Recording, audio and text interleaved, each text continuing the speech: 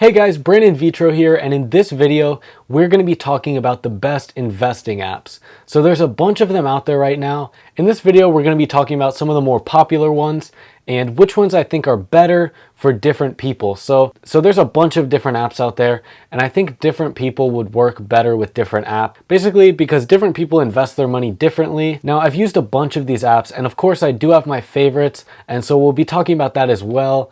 But I do think that because I may invest my money differently or need a different way to invest, I may need a different app than maybe you. So we're going to be talking about the different reasons you may want a different app than me, or maybe you want the same. So we're going to get into this, and I hope you guys enjoy it. So if you're interested in investing and saving money, investing money, learning how to make money, any of those things I just said, that's what this channel is about. And so if you're interested, body slam that subscribe button or at least hit the like button. It really helps me out a lot. And now we're going to get into the most popular apps. So to me, the most popular apps seem to be Robinhood. I think that's probably the biggest. And then Acorns might be the second biggest. Then we have Stash and then M1 Finance. And there's so many more apps out there that you can choose from. But I think these are the most popular. And I think when you're dealing with apps, you have the possibility that eventually the company may run out of money and they're not going to be able to update the app anymore. And now you might be in a situation where your money's invested with this app, but you can't use the app because it's not updated. And so this is the reason I would go with a more popular app, mainly because there's more reliability there. And that may be a more personal thing for me, but that's basically the reason why I would stick to these ones. And a lot of the other apps out there are just other iterations of these apps. And so I think it's probably better to go with the more popular one if it's pretty much the same app. And I do think these different groupings of apps are pretty good, and each app could cover a different person. So we're going to talk about that right now. So first, I just want to say it's awesome that you're already interested in investing, and this is really going to help you out in life. If you start investing now, your money can be worth way more by the time you start pulling it out.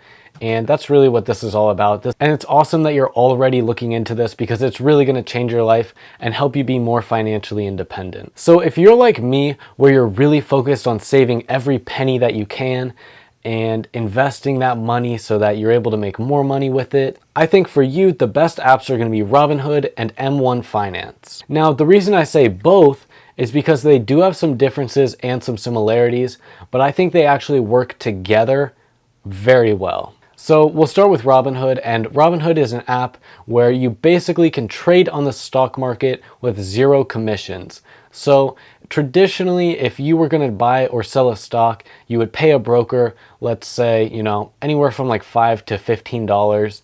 And there's obviously different prices, but with Robinhood, you don't have to pay any of that money. So if you were going to pull out of a stock and you had to pay $15 to sell your stock would have had to go up at least $16 for you to make any money on it. So this is why Robinhood's awesome, because if your stock goes up $1, you've made $1. If your stock goes up $100, you've made $100 because you're not spending any money on commission. Now, other things that are great about Robinhood are, I think the app is really well organized, and I think it looks really well. It's very easy to use. So if you're new to the stock market, you can basically start with $100 and just click around and invest in a few things, and you're going to learn a lot by doing that. And that's what I did, and that's like the best education you can get, is just messing around and investing in things, and then it goes to zero and you're sad, but it was only $5, so it's whatever. But eventually you'll learn like the best strategies for you. And for me, obviously, I think this is going to be buying and holding for a very, very long time. But yeah, so Robinhood I think is a great app if you're interested in the stock market. And I think Robinhood has also made the stock market much less intimidating to new people. And I think that's really awesome because you're seeing more people being able to get into it because now you don't have to pay commissions. And it's just an app on your phone, and all you have to do is go in there and look around at the different things, and you can look at all the charts. And I think it's made it a lot easier for people to start getting into investing. And if you're one of these people where you're interested in getting invested and you are thinking about using Robinhood, go ahead and sign up. It's free. You can put, $100 in there and start learning like I did. And if you're interested in this, I have a link in the description for Robinhood, and you will get a free stock when you sign up. So this stock can be worth anywhere from like $2.50 up to $200. And when I signed up, I used someone's link and I actually got a $200 Apple stock. I think it was worth $170 when I got it, and it's gone up and down, but it's awesome that you can get a free stock just for signing up.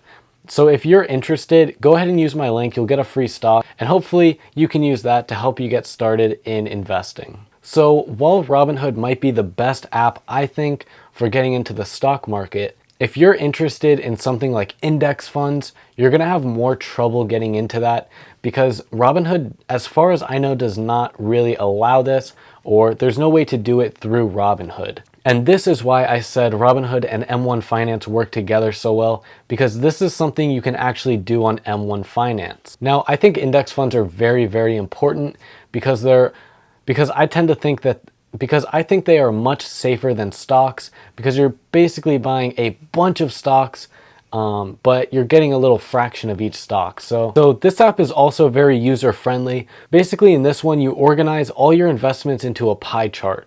So you can say, 50% of the pie is going to be in Amazon and the other 50 is in Disney.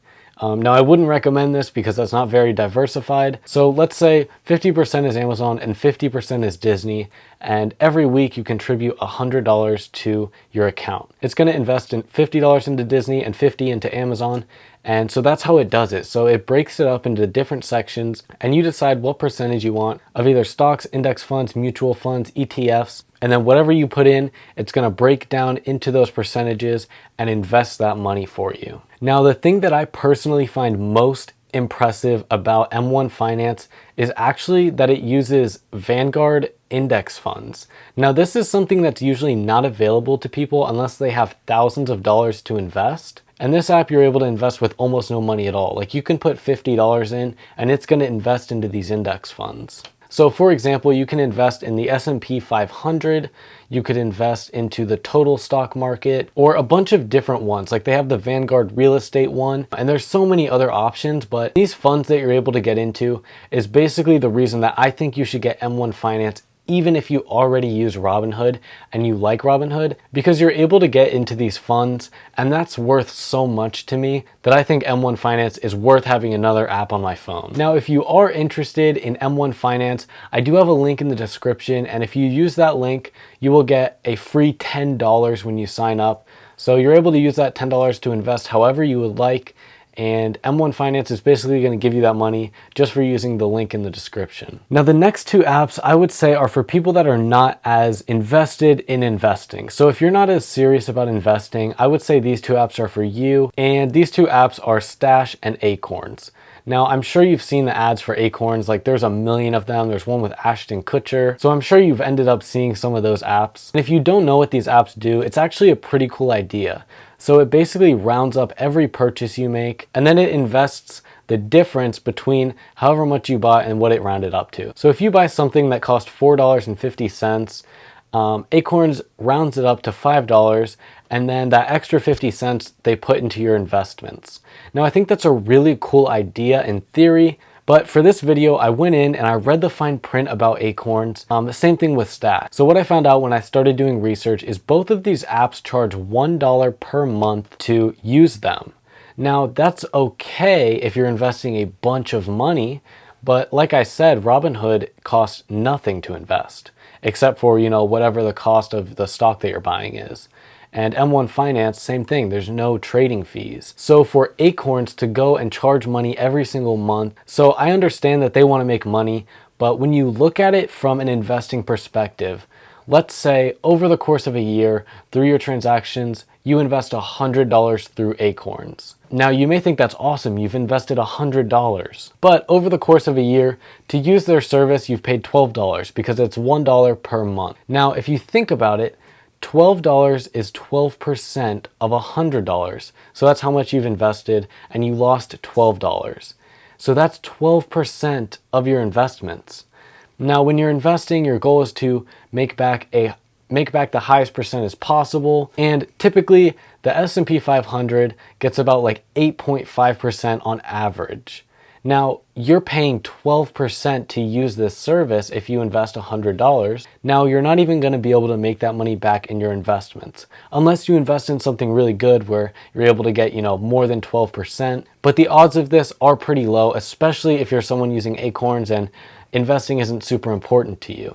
So this is why I would say I would rather go with Robinhood or M1 Finance because it's much easier to set up and use and it's completely free. Where acorns might be good for people who are not really into investing and it's not really that important to them. But I do think you need to take into account that you are getting charged every month for acorns, whereas these other services are free. Now Stash does the same thing, it's $1 per month. And the thing is though, if you're able to invest more than $5,000, you no longer have to pay that $1 per month with acorns.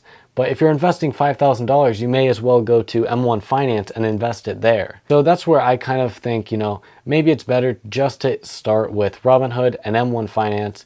Even if, you would rather do acorns, you're probably going to be better off going with the other two. But if you want something that does it completely for you and in the background, acorns is an okay option. But I do want to let you know that there is an option with M1 Finance where they'll draw a certain amount of money every month and automatically invest it for you. So that is also an option. So what I recommend is messing around with M1 Finance and Robinhood and basically getting to learn how to use both of these apps. And like I said earlier, I always recommend buying and holding. I would rather get long-term gains. You're going to get more in interest over time. You're going to get compound interest, and you're going to pay less on taxes. So I think it's a much better option, obviously, for me. But if you think you're able to get a better return doing it differently, you can go ahead and try that. And like I said earlier, it's awesome that you're even looking into this, because if you invest $1 today and you get an 8% average return every year, over 40 years, that $1 is going to be worth $21.72. Now you may be like, $20 is not that big of a deal to me. But when you think about it, if you buy a $5 Starbucks coffee, that is $105 you're taking from your future self if you were to invest that $5 today. So if you look at it like that, it's like, wow, that's $100 that I could have if I just invest this, and then my older self can pull that money out and have that $105.